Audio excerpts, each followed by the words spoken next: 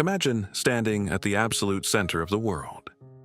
Kings bow at your feet. Empires crumble at your command. You started as a penniless outsider from a rugged island, mocked for your accent and your poverty. Yet, through sheer, unrelenting force of will, and a mind that worked faster than any general in human history, you bent the entire European continent to your knee. You crowned yourself emperor, rewrote the laws of nations, and forged an empire that rivaled ancient Rome. But then, in the frozen, blood-soaked snows of a foreign land, the dream began to shatter. This is not a myth. This is the true story of the ultimate self-made titan, a man whose name became synonymous with glory, ambition, and ruin. This is the story of Napoleon Bonaparte, the military genius who conquered Europe and lost it all. Born in 1769 on the Mediterranean island of Corsica, Napoleon was not destined for greatness. Just a year before his birth, France had purchased the island from Genoa. He was technically a French citizen, but he grew up speaking Italian and Corsican. When his moderately wealthy parents sent him to a military academy in mainland France at age 9, he was an outcast. He spoke French with a thick, rustic accent. He was short, brooding, and fiercely proud of his Corsican heritage, which made him an easy target for the wealthy, aristocratic French cadets who bullied him relentlessly. But Napoleon did not retreat. He weaponized his isolation. He buried himself in books, obsessively studying history, mathematics, and the military campaigns of Alexander the Great and Julius Caesar. He realized early on that knowledge was power, and he was determined to outsmart the boys who mocked him. His timing could not have been more perfect. In 1789, the French Revolution erupted. The streets of Paris ran red with the blood of the aristocracy. The old world was violently torn down, and suddenly a person's bloodline mattered less than their ability. For a young, brilliant artillery officer like Napoleon, chaos was a ladder. His first major opportunity came in 1793 at the Siege of Toulon. A vital French port city had rebelled and invited the British Navy in to support them. The French army was struggling, but the 24-year-old Napoleon devised a daring plan to capture a hill overlooking the harbor and bombard the British fleet. He led the charge himself, taking a bayonet to the thigh, but his plan worked flawlessly.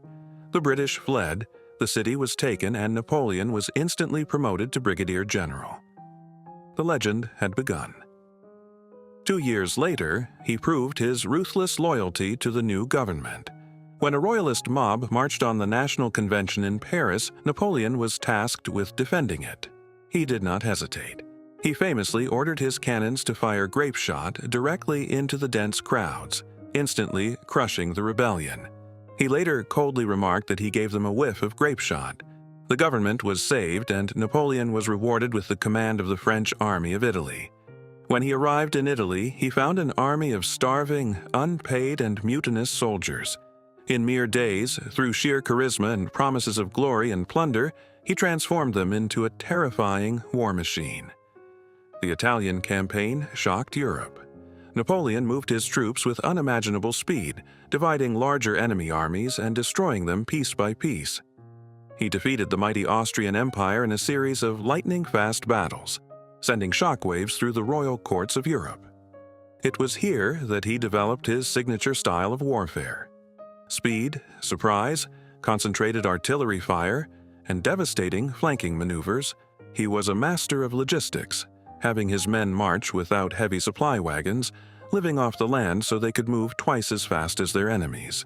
Returning to France a national hero, Napoleon set his sights on Egypt, hoping to disrupt British trade routes to India.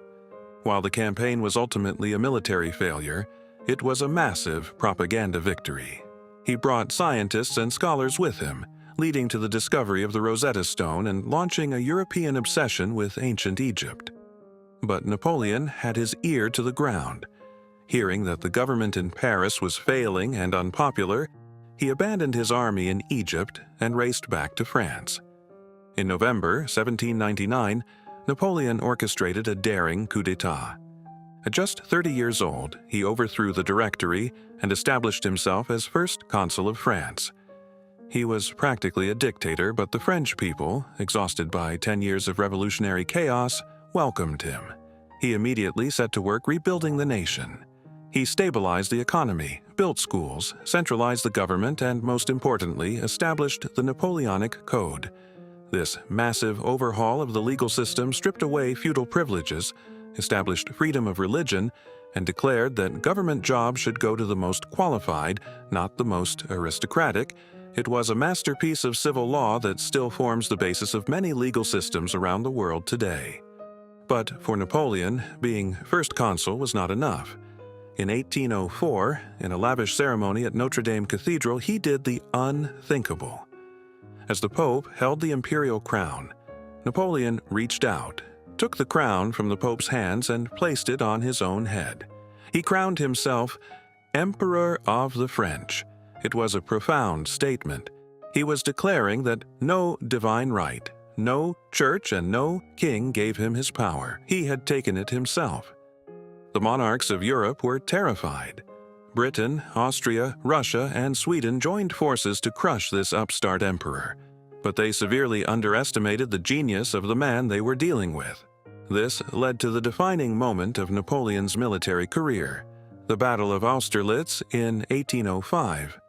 Often considered his masterpiece, Napoleon intentionally weakened his right flank, baiting the combined Russian and Austrian armies to attack it.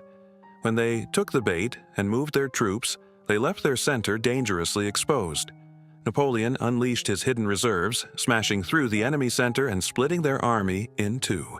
It was a total, crushing victory. The Holy Roman Empire, which had existed for 1,000 years, was dissolved by his decree. Napoleon was now the undisputed master of mainland Europe. For the next few years, the map of Europe was his personal playground. He placed his brothers and generals on the thrones of Spain, Naples, and Holland. He forced Prussia and Russia into humiliating treaties. He seemed invincible, but his absolute power bred absolute arrogance, and the seeds of his downfall were being sown. His first catastrophic mistake was his attempt to destroy Great Britain economically. Knowing he could not defeat the powerful British Royal Navy, especially after his fleet was annihilated at the Battle of Trafalgar, he implemented the Continental System. This was a massive embargo forbidding any European nation from trading with Britain. But the system was deeply unpopular and hurt European economies just as much as it hurt the British. When Portugal refused to comply, Napoleon invaded them through Spain, but the Spanish people fiercely resisted. They launched a brutal, relentless guerrilla war that dragged on for years, bleeding the French army dry. Napoleon would later call it his Spanish ulcer. Then came the fatal blow. In 1812, angry that Tsar Alexander I of Russia had abandoned the continental system, Napoleon gathered the largest army Europe had ever seen. The Grande Armée consisted of over 600,000 men. Napoleon crossed the Niemen River into Russia, expecting a quick and decisive victory. But the Russians refused to give him the battle he craved.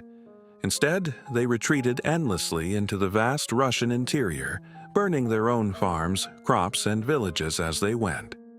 This scorched earth tactic starved the French army. By the time Napoleon reached Moscow in September, his army was already devastated by disease, desertion, and exhaustion. He captured the city, but the Russians had set it on fire. Napoleon waited in the burning ruins for a surrender that never came. Realizing his army would starve if they stayed, he finally ordered a retreat in late October. It was a colossal miscalculation. The brutally cold Russian winter set in. Temperatures dropped far below freezing. Soldiers froze to death in their sleep. Starving men ate their dying horses.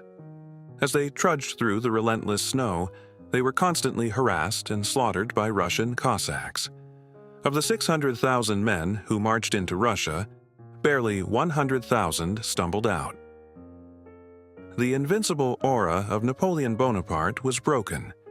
Sensing blood in the water, every major power in Europe formed a new coalition against him. France was exhausted, its armies depleted of young men. Despite fighting a brilliant defensive campaign, Napoleon was overwhelmed. In 1814, enemy forces captured Paris.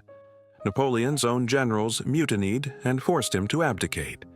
The emperor of the world was stripped of his power and exiled to the tiny Mediterranean island of Elba.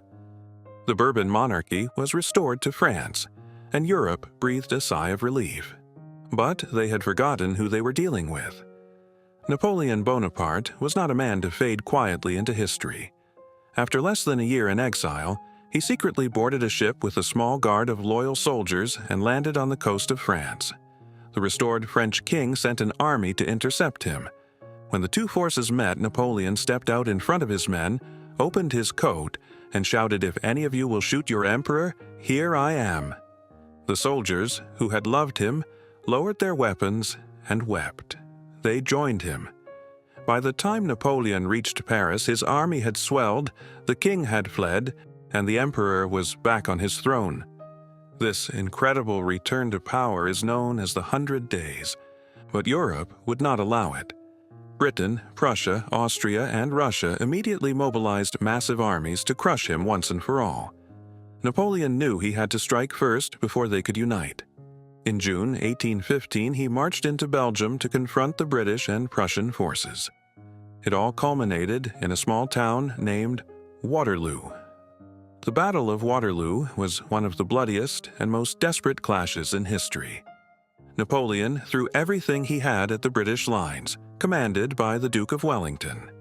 The British held on by a thread, enduring relentless artillery fire and massive cavalry charges. But in the late afternoon, just as the British line was near breaking, the Prussian army arrived on Napoleon's flank. The French army was overwhelmed and shattered. Napoleon's legendary Imperial Guard, which had never retreated in its history, finally broke and ran. The era of Napoleon was over. This time, the British took no chances. They exiled him to St. Helena, a desolate, windswept rock in the middle of the South Atlantic Ocean, thousands of miles from anywhere. There, strictly guarded, the man who had reshaped the world spent his final years dictating his memoirs, walking the cliffs, and staring out at the endless ocean. He died in 1821 at the age of 51, officially of stomach cancer, though rumors of poisoning have lingered for centuries. Napoleon Bonaparte left behind a legacy that is incredibly complex. To some, he was a ruthless tyrant, a warmonger whose unchecked ambition caused the deaths of millions. To others, he was a visionary, a brilliant reformer who modernized Europe, spread the ideals of the French Revolution, and proved that a man's worth is determined by his ability, not his birth. His military tactics are still taught in academies worldwide. His laws still govern nations. He was a meteor that blazed across the sky of human history, burning brighter than almost anyone before or since, before crashing back down to Earth. Thank you for watching. If you want to dive deeper into the lives of history's most fascinating and mysterious figures, make sure to hit that subscribe button, leave a like, and tell me in the comments who you want to see next. Until next time, keep questioning history.